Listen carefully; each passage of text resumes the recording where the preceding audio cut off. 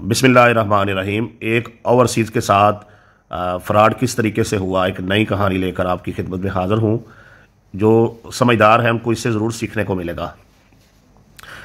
एक भाई ने अपने अजीज़ से जो है वो एक मकान ख़रीदा, मिसाल के तौर पे 8 मरले का, और मकान की मालियत जो है वो तय हो गई 50 लाख रुपया।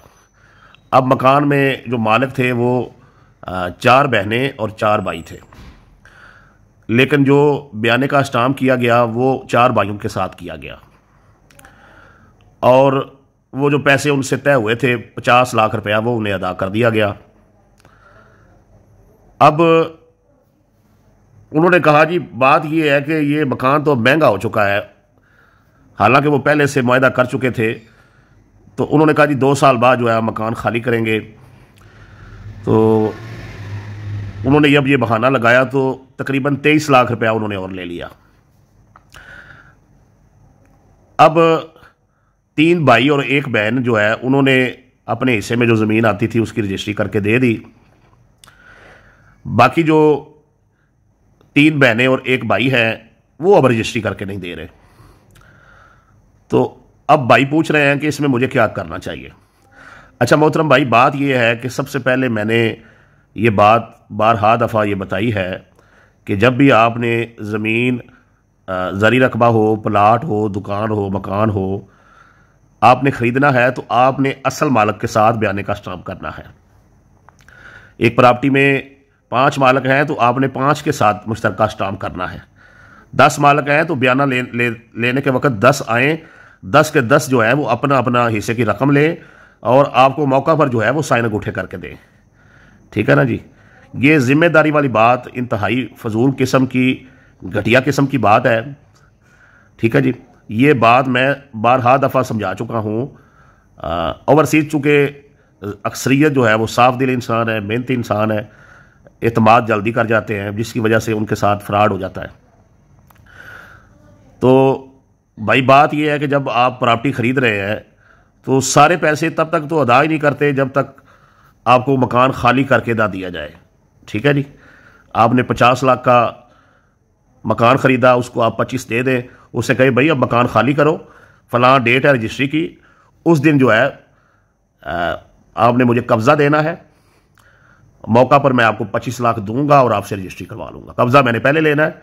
अगर आपका मेरा 25 अगर जो है वो आपकी तरफ गया हुआ है तो उसके बदले में आप मुझे कब्ज़ा तो देना खाली, बाकी रजिस्ट्री जब करवाऊंगा मौके पर आपको 25 दे दूंगा, बदले में आपसे रजिस्ट्री करवा लूँगा। आपका भी काम क्लियर हो गया, मेरा भी क्लियर हो गया।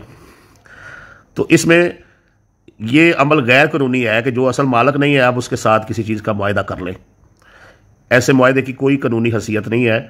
ये फ्रॉड के ज़िम्मे में आता है। ख़रीदार भी फ्रॉड कर रहा है और बेचने वाला भी फ्रॉड कर रहा है, तो दोनों तरफ से फ्रॉड किया जा रहा है। अब भाई बात यह है कि एक चीज़ आपने अच्छी की कि वो जो 23 लाख है अजाफी वो तो आपने दे दिया, लेकिन इन 3 बहनों का और 1 भाई का आपने पैसे रोके हुए हैं, अच्छा किया है।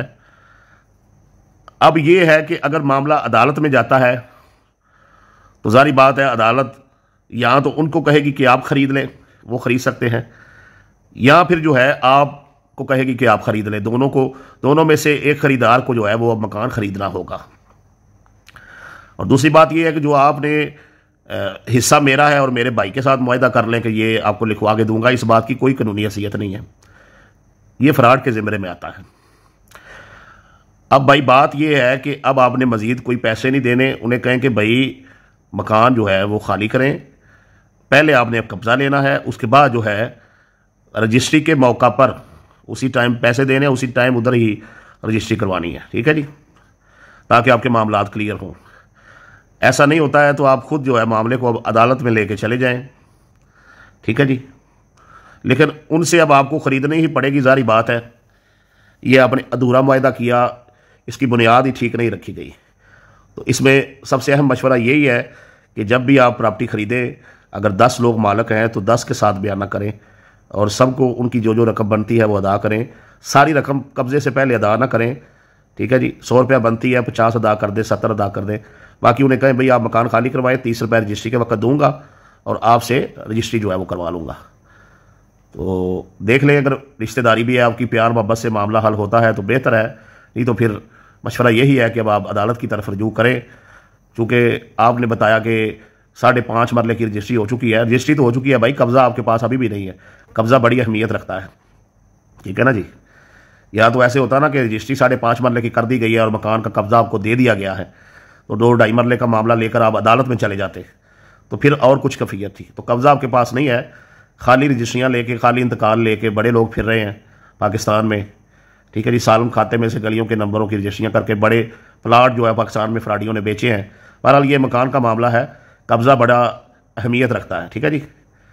और वो कला हज़रात जो है वो कहते हैं कि कब्ज़ा जो है वो मलकियत की माँ है, ठीक है ना जी।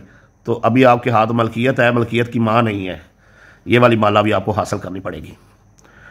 बाकी मामलात अब अदालत में जाएंगे, दोनों पार्टियों में से किसी एक को ख़रीदना पड़ेगा।